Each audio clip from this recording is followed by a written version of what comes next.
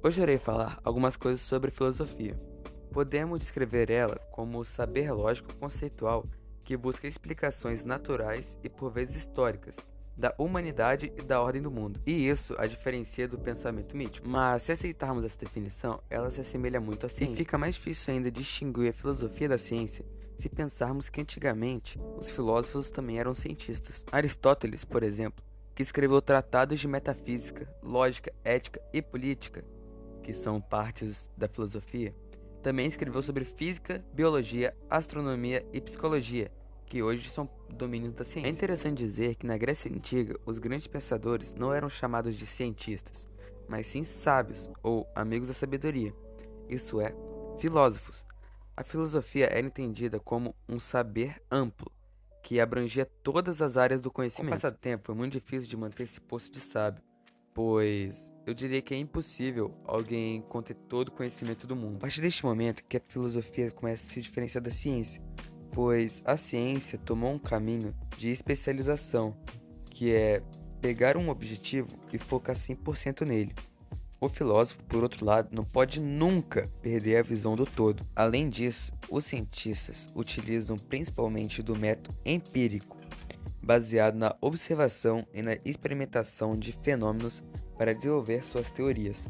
Os filósofos, por sua vez, utilizam principalmente a especulação, questionando, entre outras coisas, os propósitos pressupostos das ciências particulares. À primeira vista, a dificuldade de definir a filosofia pode parecer uma desvantagem, mas é justamente por não possuir um objeto específico de estudo que a filosofia consegue elevar-se em relação às particularidades dos demais saberes e buscar um olhar mais abrangente e crítico sobre a realidade. Aristóteles escreveu o conhecimento filosófico e diz: de modo que, se os homens filosofaram para libertar-se da ignorância, é evidente que buscavam conhecimento unicamente em vista do saber, e não por alguma utilidade prática. É evidente, portanto, que não a buscamos por nenhuma vantagem que lhes seja estranha. E mais ainda é evidente que, como chamamos livre o homem que é fim para si mesmo e não está submetido a outros, assim só esta ciência dentre todas as outras é chamada livre, pois só ela é fim para si mesma. Aristóteles quis distinguir o pensamento teórico das atividades de ordem prática, e com relação ao uso da palavra ciência em Aristóteles também é preciso entendê-lo em seu contexto histórico. O termo usado pelo filósofo grego é episteme, que na época significava o conhecimento bem fundado. A escritora Ayn Rand enxergava a filosofia de uma perspectiva multicultural. Além disso, defendia ideias iluministas, como da igualdade natural entre todos os seres humanos. Ela se baseia em um modelo de filosofia diferente daquele representado por Aristóteles. Sobre um trecho de uma obra de Karl Jaspers, para os estudiosos da ciência, um dos aspectos da filosofia que mais incomodam é o fato de não produzir resultados universalmente válidos, ou seja, não produzir nada que possamos conhecer ou possuir. Aristóteles acreditava que não havia diferença entre o estudo filosófico e o estudo científico.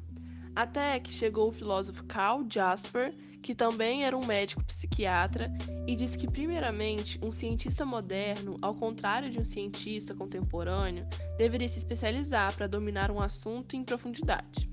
E, em segundo lugar, que a filosofia diz respeito a todos nós.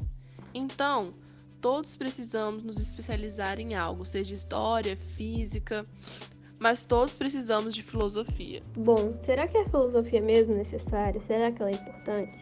Por tudo que já vimos, poderíamos imaginar que o filósofo seja alguém simplesmente perdido em deduções, né? Contemplando questões inúteis. Embora seja uma maneira errada de entender a reflexão filosófica, não podemos evitar o fato de que ela representa algo que ocorre de maneira indesejada. Podemos dar o exemplo do risco que a filosofia corre com um livro não propriamente filosófico, que se chama Quem Mexeu no Meu Queijo, do estadunidense Spencer Johnson. Nesse livro conta a história de 4 personagens, 2 duendes e 2 ratos, que percorrem diariamente um labirinto em busca de queijo. Encontrando um imenso estoque de queijo, os duendes se acomodam e se acostumam a buscar queijo lá sempre. Um dia eles são tomados de surpresa com o súbito desaparecimento do queijo, e em vez de fazer como os ratos, que não Não encontrando o queijo lá, foram buscar em outro lugar, os duendes começam a elaborar uma infinidade de deduções em busca de sua fatalidade, né? Enquanto os ratos descobrem novas fontes de alimento, os duendes perdidos em pensamentos começam a passar fome. A moral da história é clara: pensar demais faz mal.